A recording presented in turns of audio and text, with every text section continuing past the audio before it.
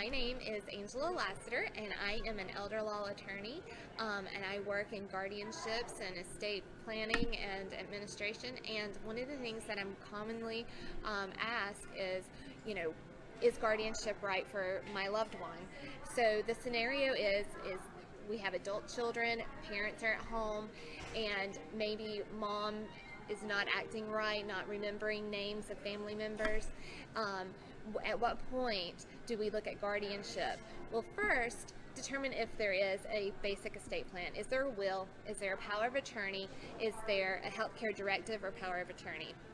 If those things are in place and they're not old, and the people who have been appointed under those documents are still alive and willing to fulfill those roles, a guardianship is probably not something that you're looking at. However, if mom has advanced dementia, Alzheimer's, has had a stroke or other kind of traumatic event that has caused some type of memory loss, inability to care for themselves, inability to take care of their finances, to live independently. If those things are occurring, then you want to look at guardianships.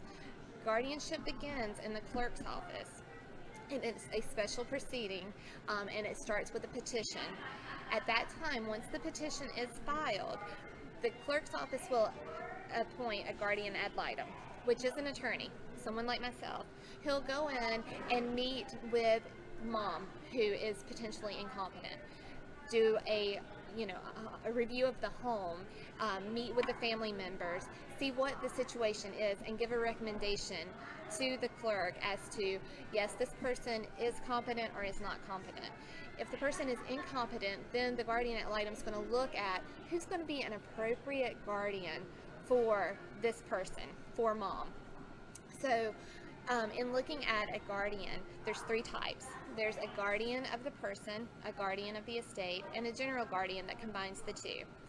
So a guardian of the person is responsible for the welfare of that person in medical decisions, taking them to the doctor, for the physical custody of that person, making sure that living situations are safe, clothing, nutrition, those types of things. A guardian of the estate is the person who's responsible for the finances, who's going to handle the bank accounts, the bills, Medicaid applications if that's necessary, real property, if there's additional real property that maybe needs to be rented or repairs made, that's going to fall to the guardian of the estate.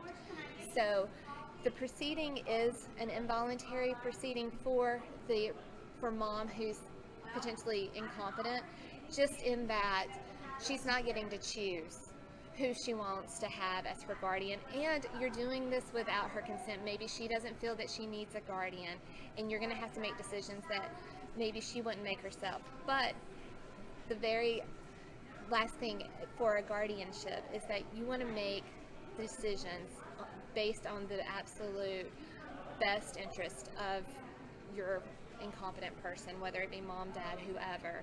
You want to make the good faith efforts to do what they would do for themselves. So again, I'm Angela Lassiter. Call me if you have questions.